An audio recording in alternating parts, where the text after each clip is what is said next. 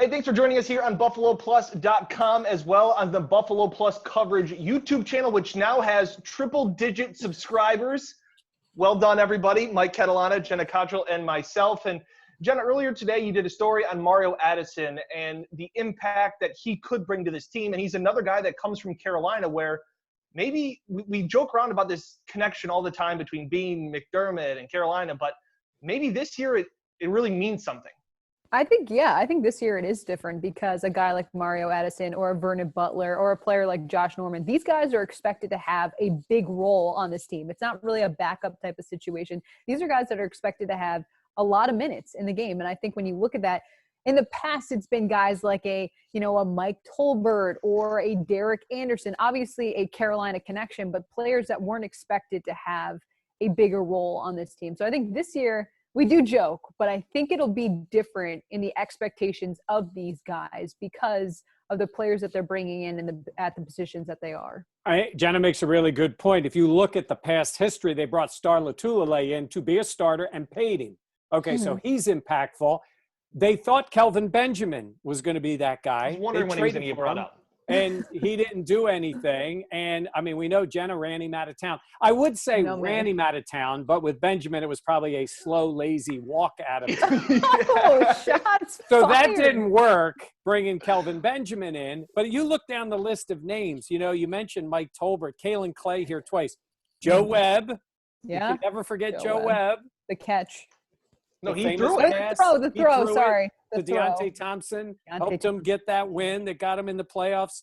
But then they brought Clay back. You mentioned Derek Anderson. You look at the guys. Kurt Coleman is another guy brought in, play special teams, but sort of help teach that defense a little bit more. And then this year, I do believe it's a little different. Now, the team they're trying to help is a heck of a lot better team than the one in 2017. But you get the idea that they cherry-picked some players and thought they were going to really help them this year. But I think that's what's different. And Jenna had a really good tweet on draft night, and she said when the Carolina Panthers were on the clock, they select a future Buffalo Bill. But when we were kind of discussing this topic earlier today, and, it's easy. It's fun to make fun of. And, they sign somebody and they go, oh, of course. Yeah, he was in Carolina. But what Carolina built a couple years ago when they went to the Super Bowl with a young quarterback, with one of the best defenses in the league, built around Luke Kuechly. Jenna, big fan of Luke Kuechly. It's a good player. So I just think it does say something to that. And when they go into a postseason or when they go into free agency, they're not just trying to pick any player or not even necessarily the best player, which is why I think it was so weird how Antonio Brown fizzled out. I really think that Bean and McDermott are trying to find the right player. You listen to Mario Addison talk and you go, yep, this guy completely fits into what they're doing. Yeah. And you know what is interesting, though? Ron Rivera's gone now from Carolina. So it'll be different. And then as you get 2, 3, 4 years away, the guys who Bean and McDermott had connections with become less and less too. So I do think that part is going to slow down. There's still some guys in the league they're connected with, more so than it's been. But it does kind of make sense. We've seen this through the years where they go with the familiar because it does help ramp up what you're trying to put in your new place.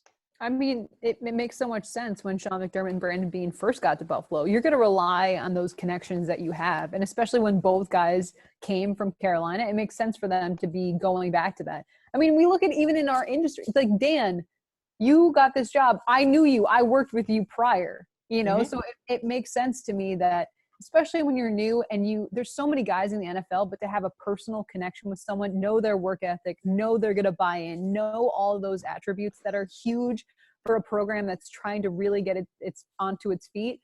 It totally makes sense to me.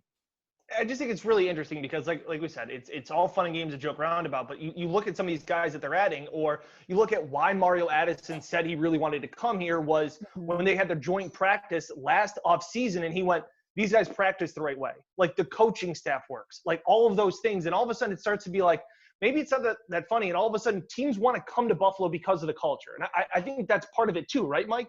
Oh, no doubt about it. And, when you're his age, he's going to be 33. He's been around the league. He has that connection with Jerry Hughes. That's a really interesting one from their time together before, that you say to yourself, look, yes, it's money. You got to pay the guy, right? If you're not paying him. But unless the money is considerably different in a place they don't know, especially as you're later in your career, you're going to say, I know what's going to be expected of me. They know me. They know what they're getting in me, Right. especially in this offseason. So the familiarity helps. But I will say that if you look at top to bottom, what they've brought in and what they've gotten in terms of output on the field, it's still been pretty limited, right? I mean, Derek Anderson did nothing as the starting quarterback. Kirk Coleman's a backup. Like I said, Starr in that role has been really the most impactful guy playing on the field. Mm-hmm. We don't know, like Jenna mentioned, we don't know how much in the room these guys help. And I think it's important. But now they've built up a team that has that culture. They've proven that culture works.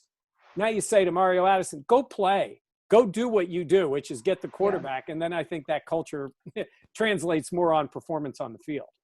And I think an interesting part is now, too, that makes Buffalo attractive to guys that are free agents. It's just the fact that there's the possibility of them winning. This is not the same old Buffalo team. And I think, a guy like Mario Addison, that makes sense to me that he wants to be around a team that practices the right way. He has that familiarity with Sean McDermott.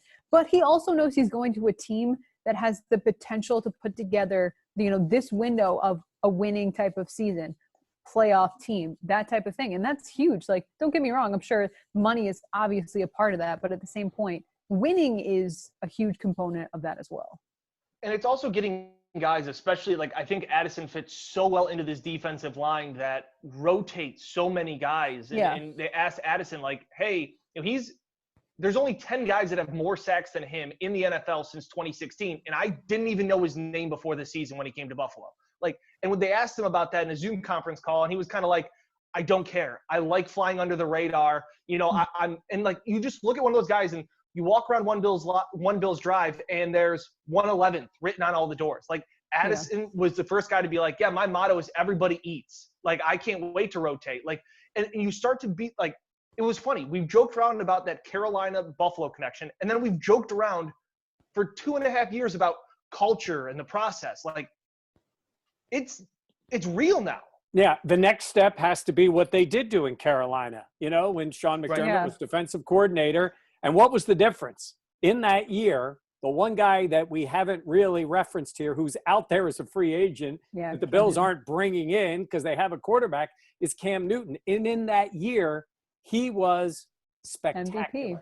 They were 15-1. He's MVP, and they go to the Super Bowl. So all those things that Ron Rivera and Sean McDermott and that coaching staff did manifested itself because Cam Newton said, this is going to be my year, and played that way, which sets up Josh Allen, maybe not MVP season, right? But now they're saying, okay, Josh, we brought Stephon Diggs. He didn't have to play in Carolina. The guy can play. Let's see if he can help you get to that next level. And that's one last thing. I thought it was really interesting where I feel like sometimes when you see the process or this guy won't fit in, people always respond on Twitter by going oh, what, do we need choir boys? Do you want choir boys for the team? Cam Newton could still be himself. Josh Norman is still himself. It doesn't you come to Buffalo and you don't get to have a personality. I remember watching the Sean McDermott when they were doing the behind the scenes stuff, and Trey White made a play in practice and he was mad that they weren't celebrating. They want to have fun. And Cam Newton had fun. They had fun in Carolina and won games. They're having fun in Buffalo, and it's working out so far here. Anything else? I think I'm pretty good. Jenna, you good? I'm good. Yeah. Jenna had a good tweet. It was funny. Very funny. I mean, hilarious. Okay, we get it. And she crafted it all on her own and waited for the perfect I had some help. time. Well, the timing worked out well, but yeah. Timing is everything. That's it. Just ask Calvin Benjamin. Thanks again, as always.